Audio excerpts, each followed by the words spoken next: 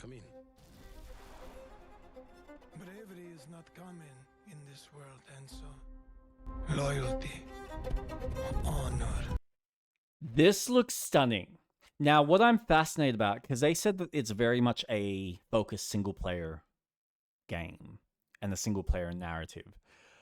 Are they going to structure it the same way 1 and 2 was, where they don't really have much in the way of open world collectathons and side missions as most other open world games do?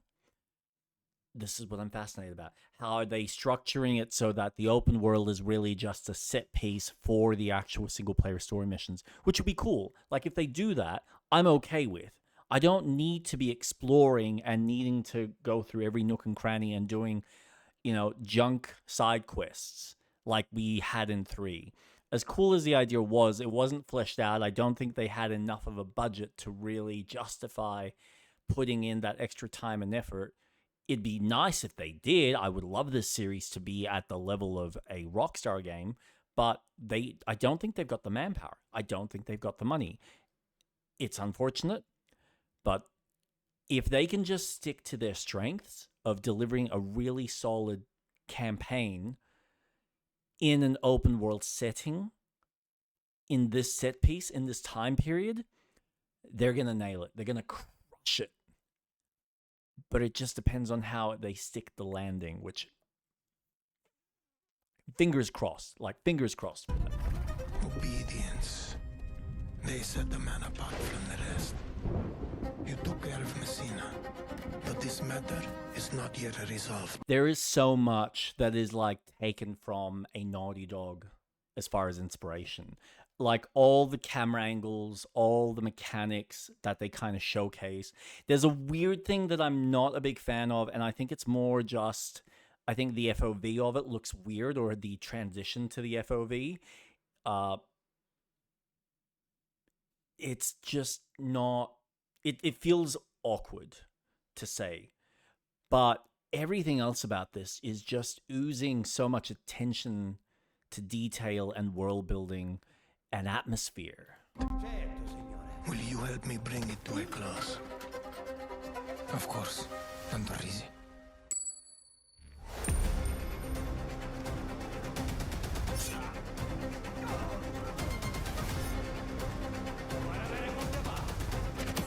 And there's yep.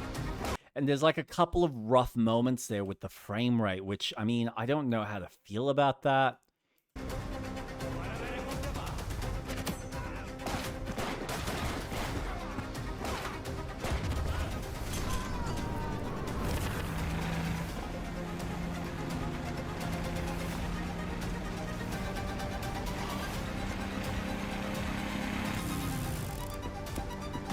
Yeah. I mean, he literally would have gotten shot with a shotgun at that distance, but it's fine. It's a game, right? It doesn't need to make sense.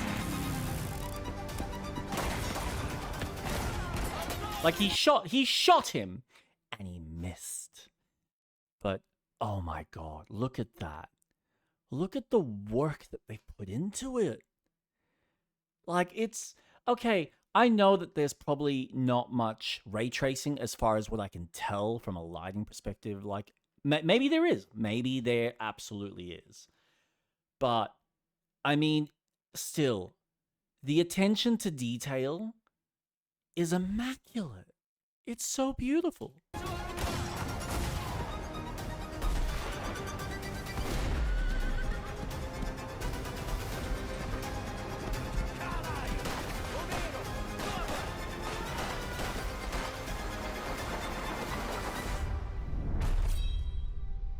You again. Now, I'll be honest, this was very rough. This felt very much like stage combat, and it didn't have the tightness or the impact is one frame of mind. I think the urgency within the speed in which a knife fight of this caliber usually kind of presents itself. And I think Naughty Dog does this really well with the Last of Us series.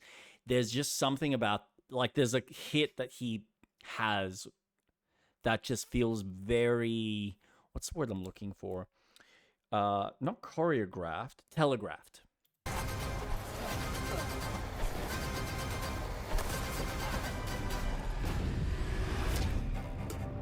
Like that stab is just like really slow. But again, it's impactful. I think it looks really cool.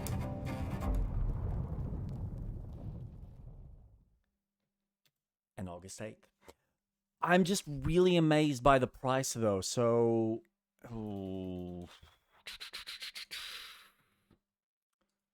Mafia, the old country, where are you? Yeah, 90. I mean, I feel like I don't know how the pricing structure works. It's still cheaper. Like $90 standard edition. That's kind of a normal price for most of our games here on the cheaper end. But I know that they were saying it's supposed to be like $50 American, so I don't know.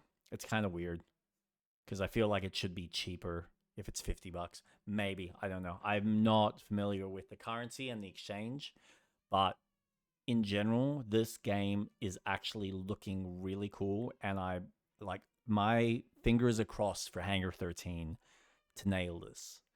And they have an opportunity now before GTA to really kind of outshine themselves and offer something with this type of story that we don't get that often. Like, we need to give this team credit for being persistent in continuing to deliver a mafia story from a game, because there aren't many companies that are attempting this. There aren't many companies that are wanting to do this. We've had a couple of indie games that have come out more from the strategy side of things that are probably more to the style of the old gangster games, but nothing that kind of screams this similar kind of sensation feeling like a lot of the Scorsese films. And my god, if they can nail this and smash it out of the park, I like it. Come on. Come on. Let this make up for the unfortunate failures of Mafia 3. Because I never even finished 3 just because there was so much bloat in the game. But if they can just have a focused story, if they add some extra little side missions and optional quests and stuff, and they make it intriguing and they make it fun, I'm all for that. I'm all for additional fun story content if it's done well. But if you can nail the moment to moment forward motive story structure and really tell a compelling story with interesting characters, just, yeah, I'm rooting for you. I am rooting for you, Hangar 13. And I really, really hope that people will go out of their way to give this game a try because it's just looking good. Just, yeah, nail it, man. Work your darndest. Get this product in the best possible condition and make sure every bit of it sings as best as it can, because I don't know if you're going to keep getting these opportunities, and I feel like you are really giving it your all, and I really want you to succeed. I feel like we can have a counterpart in a historical sense to a GTA. Like, if we've got Rockstar making modern open world and then like a Western, it's nice to have a team like this that's delivering on a classic American story. Well, in this case, it's Italy. But yeah, I'm so excited. So excited.